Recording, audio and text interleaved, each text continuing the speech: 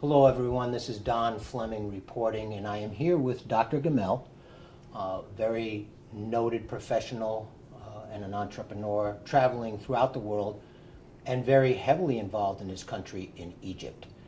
And Doctor, we know that the election just took place involving Abdel Fattah el-Sisi and Hamdin Sabahi. How do you feel that election went? The short answer is it went beyond my imagination, actually. I mean, I am the one who witnessed all the years of no elections. And this is the first experience that I see that a huge number of people are so excited on the experience itself. Just to come across a legitimate election having two opponents, with all my respect to each one, Right. and whatever the popularity of each of them, but the process is there. And I also had the great opportunity to be part of the election which happened here in New York, and I have seen a very practical sample that what I was watching in the TV in the past 2 or 3 days. Everything is transparent. I don't think that there is any reason why that anybody can hide anything. So I have seen the offices of elections. I have seen how they are even counting the votes, and everything is in front of the media, in front of everybody. This I say that I am living history. I have never voted in my entire life. Wow, okay. Because it was, I mean, what you do it for? I mean, there were no sense. You never felt that your vote will count. But now you feel, even though one of the opponents is heavier than the other, but you still feel that your expression and your contribution makes a difference. Before it makes a difference to the candidate, makes a difference to me as a citizen. So that was very delighting. So I think this is one of the best experiences I ever witnessed. I had noticed as well. I did witness the ballot counting at the consulate offices in New York City, and I as well can say, as an American who happened to be observing at that moment in time, totally a transparent process. Everyone was concerned about counting the ballots and making sure that they were counted properly and fairly. So in that end, it seems interesting that Associated Press came out with an article yesterday saying that no one really showed up to the elections. How many, do we have an idea of how many did come out? I think regardless of anybody saying anything at this stage, Gotcha. I don't know what kind of camera they were looking at when they got no show up, and what kind of camera I was looking at when I see some people, even though some people say this is not what was expected, but that doesn't count. The only thing is we trust justice and who are overseeing the election in Egypt. Until I hear with my own ears announcement of exactly how many people went into election and what is the final results, let the Associated Press say whatever, and let everybody say whatever. That doesn't mean anything. Reuters.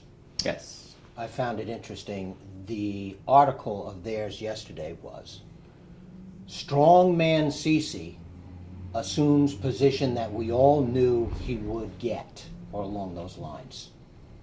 As an American and talking to Americans out there, how do you feel about that as concerns their perception of Sisi? Sisi, to me, although I'm watching the guy, and I am, as everyone is looking and evaluating whatever, how much they admire the man, but I call him the example of consensus. I have never seen in my entire life, even we have figures before in the history that everybody was emotionally and politically involved with the president. Right. But I have never seen a consensus for one person.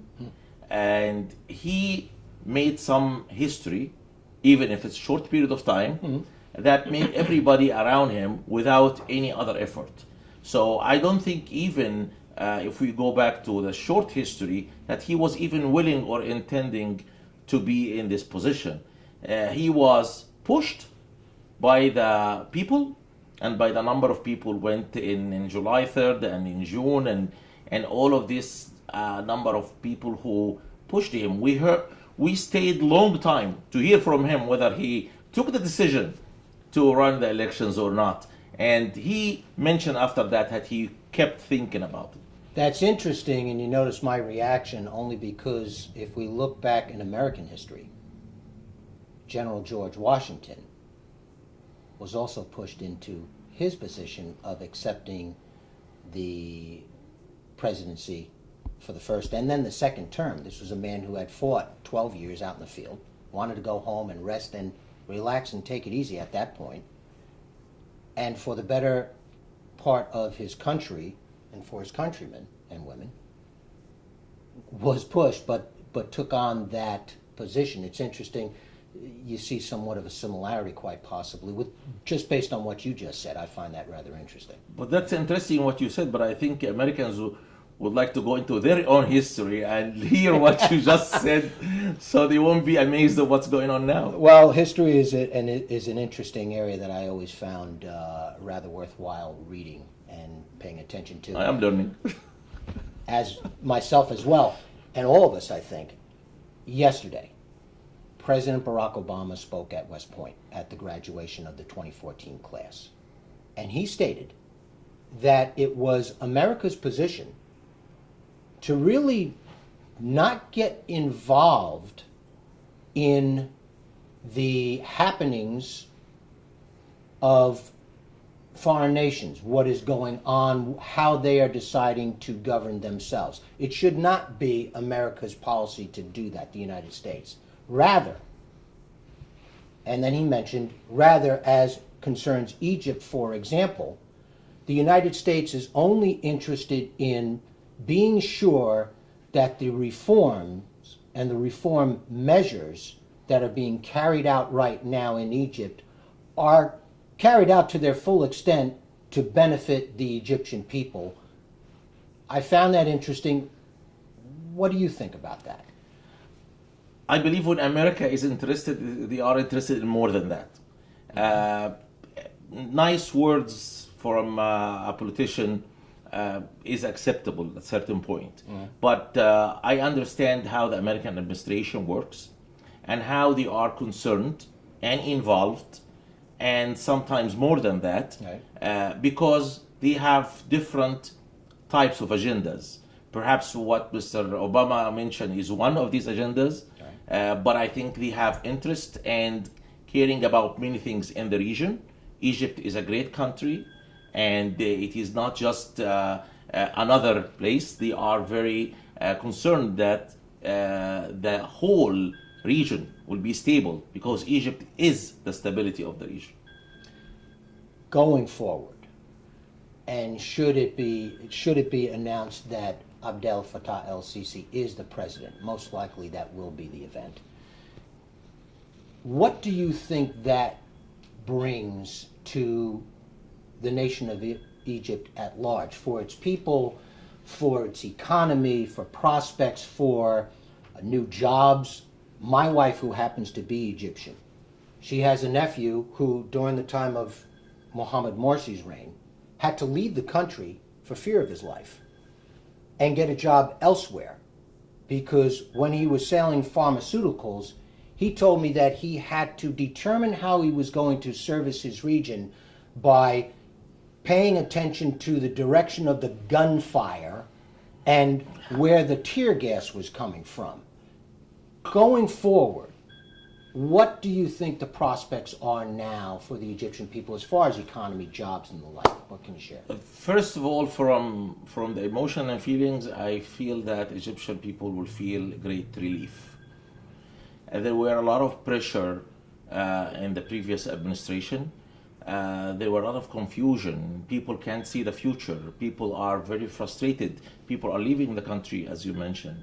I think there is a relief, which you can see them, people even dancing in the streets now, because they feel that they got the country back, they got the life back.